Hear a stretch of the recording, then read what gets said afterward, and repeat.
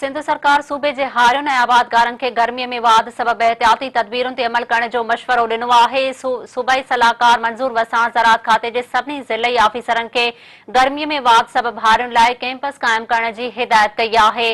ज़राअत खाते जे सूबाई सलाहकार मंज़ूर वसाण पंहिंजे जारी कयल बयान में चयो आहे त हारियुनि ऐं आबादगारनि में गर्मीअ में हीट वेव खां बचाव बाबति ज़राअत खाते जा ऑफिसर आगाही मुहिम हलाइनि। मंझंदि जो 12 वॻे खां शाम 4 वॻे ताईं खुलियल सिज वारी हालत में कमकार करण खां पासो कयो वञे। सूबाई सलाहकार चयो आहे त फसलुनि जी कम दौरान लीमे गुड़ या मिठाई ऐं पाणीअ जो शरबत ठाहे पियो वञे।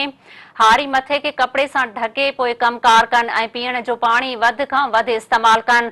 मंज़ूर वसाण वधीक चयो आहे त जिते पाणीअ जी तमामु घणी खोट आहे उते हारी फसलुनि खे थधि वारे वक़्त में सादे पाणीअ जो फुहारो कनि। हारी गर्मी लॻण जी सूरत में हिकदमि क़रीबी अस्पताल पहुचनि या वरी ज़रई तोसी अमले सां राबितो कनि।